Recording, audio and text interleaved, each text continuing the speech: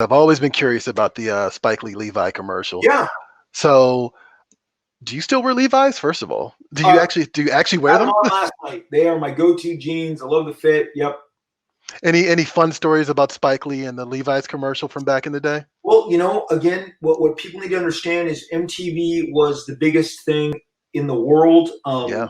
Young artists like myself would watch it all the time. It was on 24/7 when I would be drawing comics. I was drawing New Mutants at the time, about like issue 99, I believe, and they had done 6 Button Your Fly ads, Mm-hmm. and who knew that they were going to do another set of them? But they put on, like, you had to blink or you'd miss it. It said on MTV. On screen that said, "Do you do an interesting job wearing your Levi's 501s? If you do, call this number." Oh, okay. I called it. I hung up.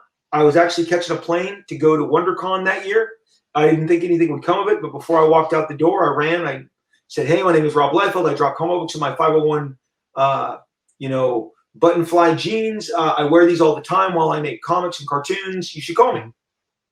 About 6 weeks later, at 9 o'clock at night, I got a call from Levi's asking if they could come and videotape me for a day to then send footage to the corporate company to see if they'd pick me.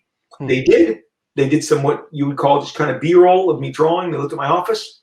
And then they called me back and said I was selected. Spike would be coming out to film me in my office. And I was, what the heck? Spike Lee is coming. It's going to be great.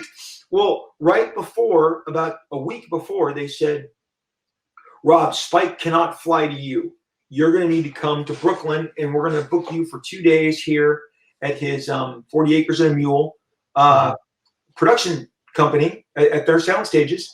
And I'm like, "But how are you going to replicate my office?" They're going to go, "We're going to make it look like Fullerton." And to this day, that is exactly. So the next day, a guy showed up and took shots of everything, and they took as much out of my office, put it on a truck, drove it to New York. When I got there to shoot and met Mr. Spike Lee, I walked into an area that was replicated. I saw that Hollywood magic, man. I am now in Fullerton, California, in Brooklyn. Okay. The coolest thing is Deadpool 2 got nominated for a Critics' Choice Award. And why this is important to you was Spike was nominated for, help me out, Adam Driver. The Black Klansman. Black Klansman. He was nominated. The whole cast was there. So I am there for Deadpool 2 because Fox that's funny. still takes me. And I walked up to Mr. Spike and I said, "Spike Lee, I don't know if you remember me," because he was a really funny guy and knew a lot about comics. He's like, "Yeah, I remember you. What's up?" And I'm like, "Thank you for that commercial. That was so much fun." And I drove home that night going, I'm just so glad that, like, literally, so I created a character named Deadpool. Deadpool becomes movies. They become successful. They get me to the Critics' Choice Awards where I can go thank Mr. Spike Lee for for selecting me and making that killer, awesome commercial. And while we're recording this, because we've gone supersized, we can do this. The funny thing is, because I was so terrified on camera and very nervous, and I think you can pick that up, he turned to interviewing me as a means of finishing the job. They actually wanted me to stand up and start acting out the pages. And I said, I don't do that when I draw. That's you're now asking me to be an actor, and I'm a cartoonist. I thought I was just going to draw.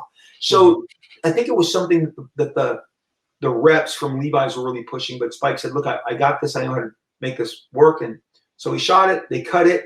They sent the commercial to Marvel, and my buddies at Marvel all called me, and I kid you not, they're like, "You look ridiculous. You come off like an idiot. You are the laughing stock." And I said, "Send it to me." Oh, because I have a great sense of humor. That is my exact office in Fullerton replicated. Even the lighting through this. Oh, it's a lamp. It's a lamp making it look like the sun's out. Anyway, so I said, "Send it to me," because Levi's had to get clearance on the characters. Obviously, look at how much free advertising I gave Marvel that year. Yeah. That played for 4 cycles. 4 cycles. Each cycle is 3 months. It played for 16 months, that ad did. Yeah. And probably the best thing Marvel ever did was clear that advertising. But I got it, and when I watched it, I go, oh, people will love this. I don't know. I don't know what the Marvel guys thought, like, I'm going to make this commercial and look cool. No, being uncool is cool. And looking, you know, what you can't get out of that, what you can't escape from that spot, and this is Spike's magic, is the sincerity, you know?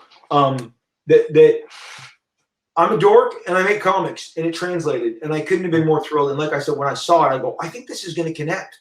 And like I said, it ran, especially during NBA season. Oh, yeah.